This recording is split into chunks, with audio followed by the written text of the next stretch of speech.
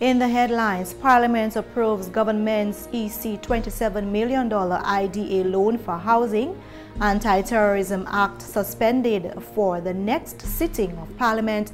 And public servants called upon to build stronger service. Hello and welcome to National Focus. I'm Kimani St. Stay tuned for details of the headline stories and others after this.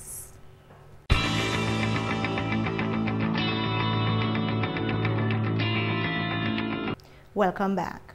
A resolution for the authorization of a credit facility from the International Development Association funding through the World Bank for Dominica's housing recovery project was brought before the House of Parliament and passed on Monday.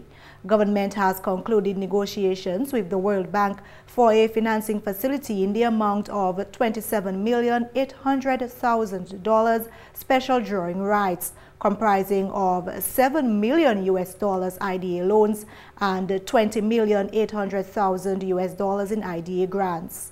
The government of Dominica and the IDA have agreed to enter into an agreement whereby the government of Dominica will contract a credit facility in the sum of EC $27 million or $7 million.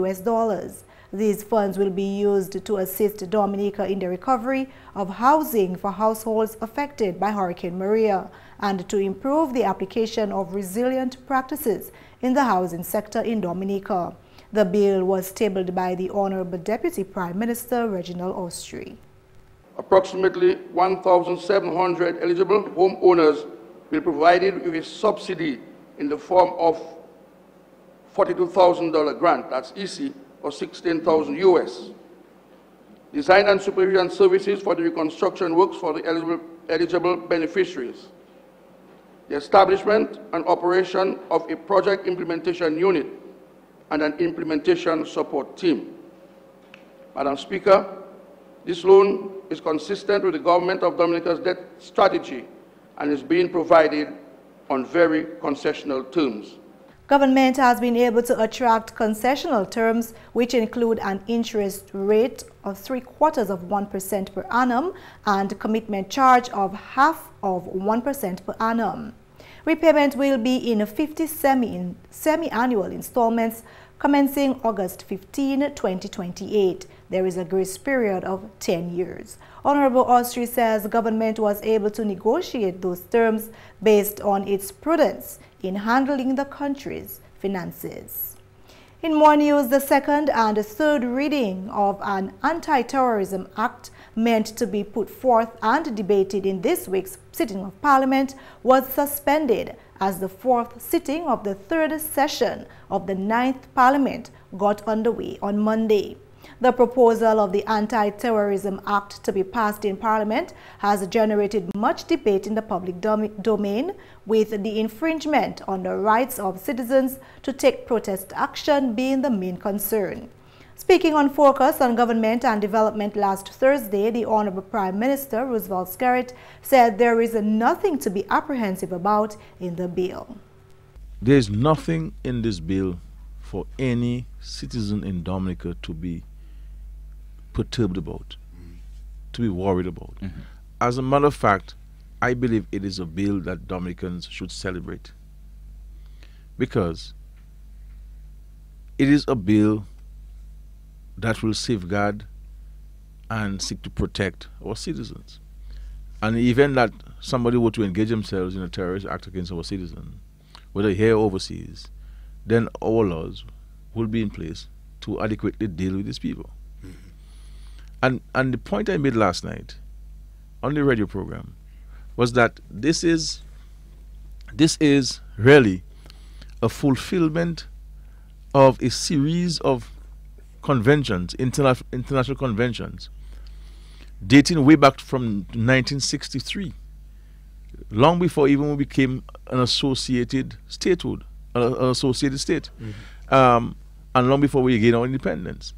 Essentially, the bill is putting into local legislation international conventions to safeguard against acts of terrorism. Following Parliament's morning session, the Honorable Minister for National Security, Rayburn Blackmore, told the media that suspension of the second and third reading of the bill will allow for a national discourse on the matter to allow citizens an opportunity to voice their concerns and provide recommendations.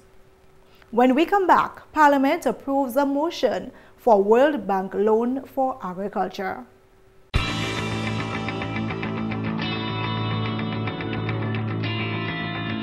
Welcome back.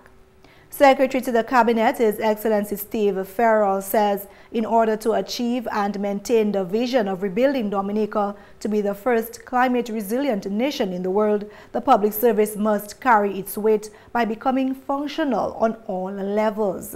This, he believes, can be achieved if the sector recognizes its constraints and is ready to be refocused.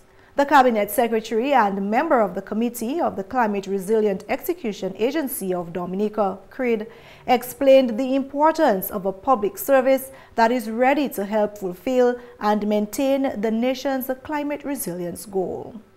This new vision of building back better in every sector already requires a new public service governance and administrative structure. In this regard, we are a bit behind. We have seen the capacity constraints and the limitations of our existing processes and know that we need an overhaul and refocused public service, and we need it now.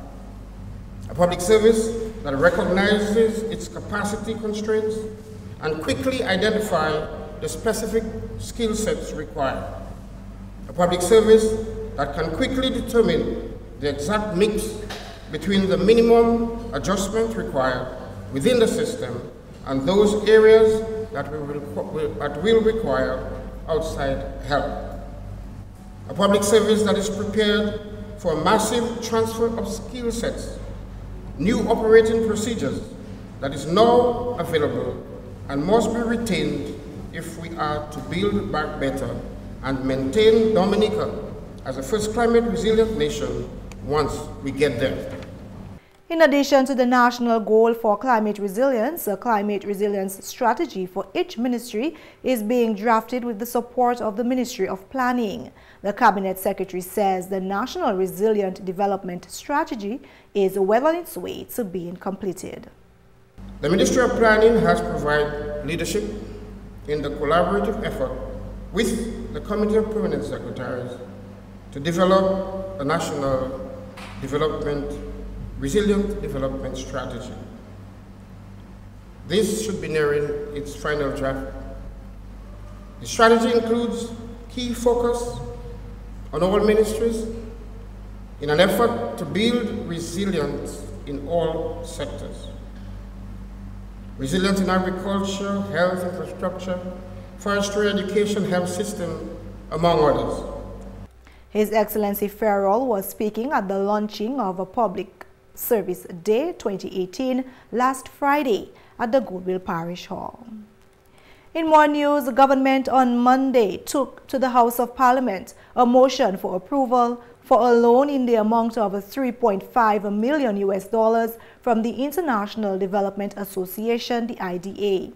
Government concluded negotiations with the World Bank for a financing facility in the amount of $17,400,000 special drawing rights, $3.5 million or 13.5 million EC dollars of this amount is loan funding, while $13,900,000 is grant funding.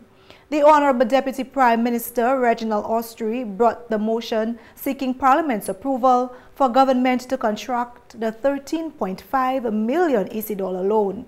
The funds are for emergency agricultural livelihoods and climate resilience projects. Hurricane Maria caused extensive damage to Dominica's economy. The agriculture and fishing sector were amongst the most affected sectors and suffered high damage and losses, severely affecting the livelihood of the farming community and affecting the country's ability to feed itself. Government took immediate action to assist the farmers and fisher folks, as every attempt was made to restore agricultural production in order to meet domestic food requirements. The assistance took the form of supplying fertilizers, seeds, seedlings, and financial support. Much of the financial support was provided through the World Bank-funded program, which saw eligible farmers receiving cash grants from the government. Madam Speaker, the government of Dominica has sourced additional funding from the World Bank to further contribute to restoring agricultural livelihoods and enhancing climate resilience among farmers and fisherfolks. The Deputy Prime Minister listed some of the agricultural and climate resilience activities which will be undertaken with this funding. 1. To provide support for recovery of the production capacity of small and medium-sized as well as commercial-oriented farmers through provision of A. Inputs, tools, and material for the replanting and restoration of crops, and B. Technical and advisory services and training to support adaptation of technology and use of climate-smart practices for increasing diversification and climate resilience in the agricultural sector. Madam Speaker, the interventions will also provide for procurement of inputs and material for livestock farmers, fisherfolks, and boat builders, investment support to livestock and small ruminant farmers, beekeepers, and poultry farmers to restore damaged infrastructure to climate resilience specifications. Honorable Austri says the loan is consistent with government's debt strategy and was contracted on very concessionary terms. The interest rate is 0.75% per annum. The commitment charge, half of 1% per annum. The repayment, 50 semi-annual installments commencing 15 August 2018. A grace period of 10 years. Madam Speaker, 15 August 2028. Madam Speaker, the resolution is before the House for consideration. The motion was consensually approved by Parliament. Public officers have been charged with the mandate for developing an approach towards ensuring a resilient public service. This was highlighted at last Friday's launching of Public Service Day by the Honorable Minister for Ecclesiastical Affairs, Family and Gender Affairs, Lady Catherine Daniel. Honorable Daniel spoke on behalf of the Honorable Minister for Public Service, Prime Minister Roosevelt Skerrit. The focus of the public sector will be to create appropriate conditions for unrelenting economic growth and development. Public officers now have the mandate to be creative and persistent in finding solutions for a holistic approach to building a resilient service. The Honorable Minister shared some of the areas she believes must be adjusted for strengthening the public sector.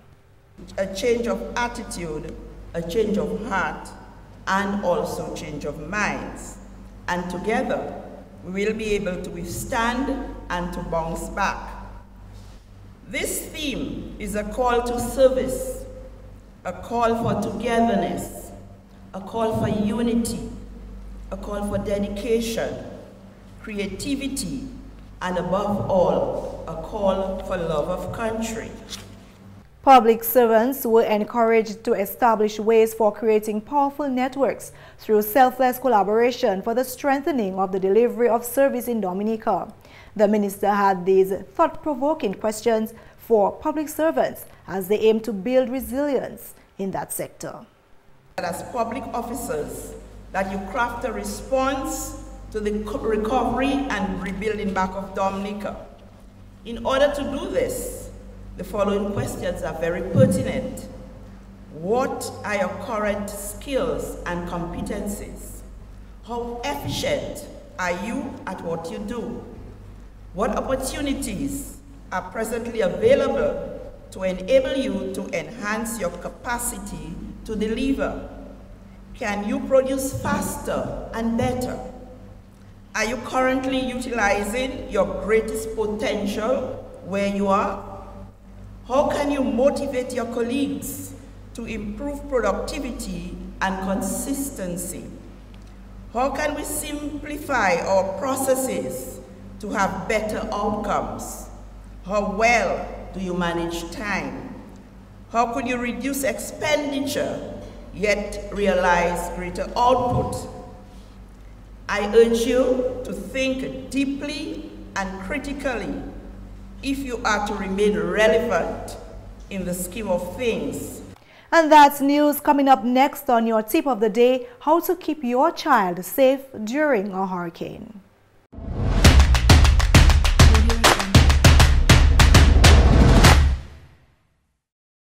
Hurricanes and their aftermath can be especially scary for little children.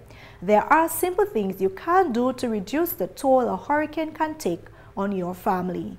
Here are top hurricane survival tips from Save the Children's emergency experts on how you can protect your child from distress during and after disasters.